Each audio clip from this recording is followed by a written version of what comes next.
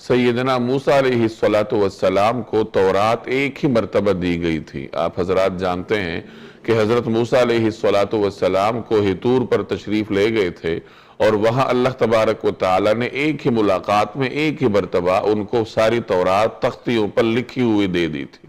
گویا کہ تورات ساری کی ساری حضرت موسیٰ علیہ السلام کو ایک ہی وقت میں مل گئی تھی، اور ان کی قوم کے پاس ایک ہی وقت میں ایک بنا بنایا قانون ان کو میسر تھا، ان کو نصیب ہوا تھا۔ جبکہ قرآن کریم اللہ تبارک و تعالی نے 23 سال کے عرصے میں وقفے وقفے سے نازل فرمایا ہے، اور اس کی اپنی حکمتیں ہیں، جن میں سے ایک حکمت کا ذکر اللہ نے اس آیت میں بھی فرمایا ہے۔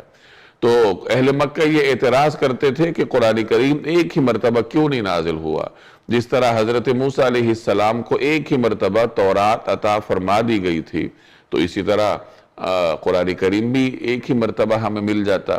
تو اس کا ایک جواب تو قرآن کریم گزشتہ رکوع کی آخری آیات میں دے چکا ہے، آیت نمبر 48 میں، کہ جس وقت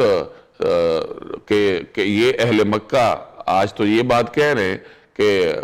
قرآن کریم تورات کی طرح ایک ہی مرتبہ نازل کیوں نہیں ہوا، لیکن کیا یہی لوگ نہیں ہیں جنہوں نے تورات کا بھی انکار کیا؟ مفسرین فرماتے ہیں، پچھلے درس میں یہ بات گزر چکی تھی کہ قریش مکہ نے جب یہود سے کچھ معلومات لیں تورات کے بارے میں، اور انہیں معلوم ہوا کہ تورات میں بھی ہمارے جو بت ہیں ان کی نفی ہے، تورات میں بھی توحید کی بات ہے، عقیدہ آخرت کی بات ہے، اور اس میں بھی وہ تمام باتیں ہیں جو ہمارے عقائد کے پر جن سے ہمارے عقائد پر زد پڑتی ہے، تو انہوں نے تورات کا بھی انکار کر دیا اور کہنے لگے یہ تو دونوں کتابیں ایک ہی طرح کا جادو ہے، جس کا ذکر پیچھے آیت نمبر 48 میں ہے، قالوا سحران تظاہرا، کہ انہوں نے کہا تھا کہ یہ تو دو جادو ہیں جو ایک دوسرے کی تائید کرتے ہیں، تورات اور قرآن کریم۔ تو ایک جواب تو ان کو وہاں مل گیا تھا کہ تم یہ مطالبہ کرتے ہو کہ قرآن کریم تورات کی طرح ایک ہی مرتبہ نازل کیوں نہیں ہوا، تو تم ہی وہی لوگ ہو جنہوں نے تورات کا بھی انکار کیا۔ اور ایک جواب اللہ تعالیٰ یہاں دے رہا ہے کہ وَلَقَدْ وَصَّلْنَا لَهُمُ الْقَوْلَ، کہ واقعہ یہ ہے کہ ہم نے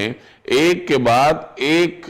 بات نصیحت کی بھیجی ہے، لَعَلَّهُمْ يَتَذَكَّرُونَ، تاکہ یہ لوگ نصیحت حاصل کریں۔ واقعہ یہ ہے کہ ہم نے ان کے فائدے کے لیے ایک کے بعد ایک بات بھیجتے رہے تاکہ وہ متنبہ ہوں۔ یعنی اللہ تبارک و تعالی نے قرآن کریم کو جو وقفے وقفے سے نازل کیا ہے، ایک آیت کے بعد دوسری آیت، 23 سال کے عرصے میں وقفے وقفے سے یہ نازل ہوتا رہا ہے، تو یہ در حقیقت ان کے فائدے کے لیے۔ چنانچہ ایک اور جگہ قرآن کریم میں وقفے وقفے سے نزول قرآن کی حکمت بیان کرتے ہوئے اللہ تعالیٰ ارشاد فرماتا ہے لِتَقْرَأَهُ عَلَى النَّاسِ عَلَى مُكْثٍ، کہ ہم نے یہ قرآن کریم جو نازل کیا ہے وقفے وقفے سے تھوڑا تھوڑا کر کے، یہ اس لیے تاکہ آپ لوگوں کو ٹھہر ٹھہر کر سنا سکیں، وقفے وقفے سے سنا سکیں۔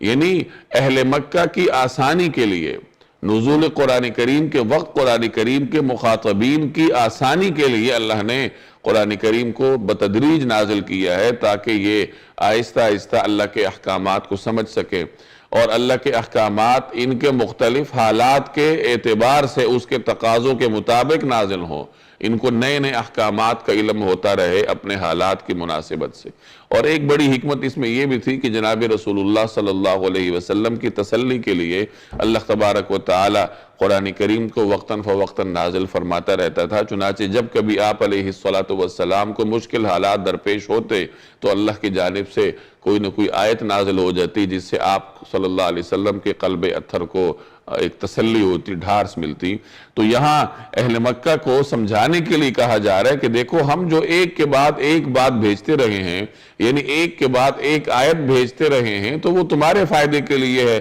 تاکہ تمہیں نصیحت حاصل کرنے میں آسانی ہو۔